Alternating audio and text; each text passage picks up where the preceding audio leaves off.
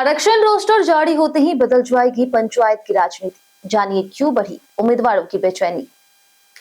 बिहार में पंचायत चुनाव की सुगबुगाहट तेज हो चुकी है। अभी राज्य निर्वाचन आयोग की ओर से चुनाव की आधिकारिक अधिसूचना और आरक्षण रोस्टर जारी नहीं किया गया, लेकिन गांव-गांव में चुनावी माहौल पूरी तरह से बन चुका है। चौपालों से लेकर के चाय की दुकानों तक और सोशल मीडिया से लेकर के प्रखंड मुख्यालय तक हर जगह सिर्फ एक ही चर्चा है, इस बार पंचायत चुनाव कब होंगे और किस पंचायत में कौन सा पद किस वर्ग के लिए आरक्षित होगा। अगर आप भी पंचायत चुनाव लड़ने की तैयारी कर रहे हैं या फिर अपने गांव की राजनीति पर नजर बनाए हुए हैं, तो इस वीडियो को अंत तक जरूर देखें, क्योंकि इसमें हम विस्तार से समझेंगे कि आखिर बिहार में पंचायत चुनाव को लेकर के इतनी हलचल क्यों है। तो सबसे पहले बात करते हैं चुनाव की संभावित तारीख की। बिहार के मौजूदा पंचायत प्रतिनिधियों का कार्यकाल इसी साल दिसंबर महीने में समाप्त होने वाला है। ऐसे में माना जा रहा है कि राज्य निर्वाचन आयोग सितंबर के अंतिम सप्ताह या फिर अक्टूबर के पहले सप्ताह में चुनाव कराने की तैयारी कर सकता है। हालांकि यह केवल संभावनाएं हैं। अंतिम फैसला और आधिकारिक चुनाव कार्यक्रम आयोग की अधिसूचना जारी होने के बाद ही सामने आएगा। यही वजह है कि संभावित उम्मीदवार अभी से ही पूरी ताकत के साथ मैदान में उतर चुके हैं। गांव में लगातार जनसंपर्क अभियान चला रहे, कई जगह छोटी छोटी बैठकें आयोजित की जा रही, जहां स्थानीय समस्याओं पर चर्चा हो रही। सड़क, नाली, पेयजल, बिजली, शिक्षा, स्वास्थ्य और रोजगार जैसे मुद्दों को लेकर के लोग अपनी राय रख रहे हैं और उम्मीदवार अपने वादों के जरिए मतदाताओं को भरोसा दिलाने की कोशिश कर रहे हैं। इस बार सबसे ज्यादा चर्चा जिस मुद्दे की हो रही वह है आरक्षण रोस्टर।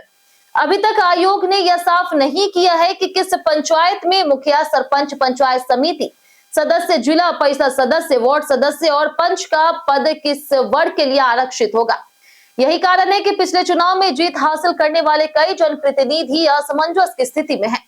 अगर किसी पंचायत का आरक्षण बदल जाता है तो वहां के मौजूदा प्रतिनिधि दोबारा उसी सीट से चुनाव नहीं लड़ पाएंगे। ऐसी स्थिति में कई नेताओं को नया क्षेत्र तलाशना पड़ सकता है। वहीं कुछ परिवारों ने पहले से ही वैकल्पिक रणनीति बनानी शुरू कर दी।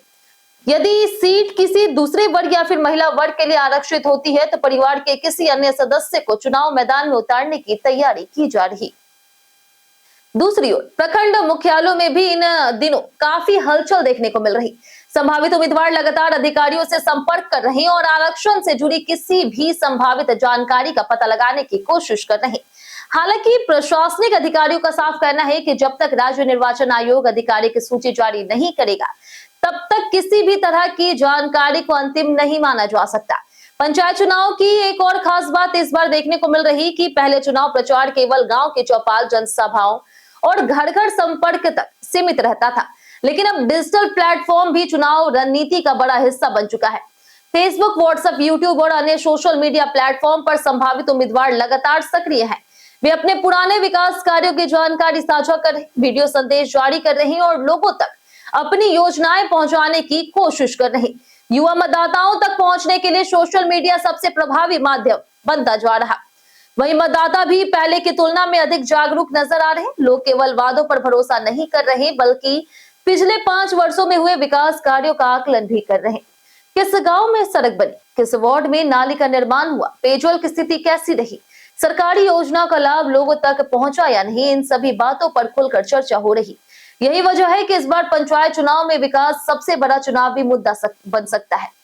फिलहाल बिहार में पंचायत चुनाव को लेकर के उत्साह लगातार बढ़ता जा रहा है, लेकिन सबसे बड़ा इंतजार राज्य निर्वाचन आयोग की आधिकारिक अधिसूचना और आरक्षण रोस्टर का है। आयोग की घोषणा के बाद ही यह स्पष्ट होगा कि किस पंचायत में कौन सा चुनाव लड़ सकेगा और नामांकन कब से शुरू होगा, मतदान की तारीख क्या होगी। ऐसे में यदि आप पंचायत चुनाव से जुड़ी हर छोटी बड़ी और सबसे तेज अपडेट पाना चाहते हैं तो हमारे साथ जुड़े रहें। जैसे ही राज्य निर्वाचन आयोग की ओर से आरक्षण रोस्टर या फिर चुनाव कार्यक्रम जारी होगा, हम आपको सबसे पहले पूरी और आसान भाषा में उसकी जानकारी देंगे।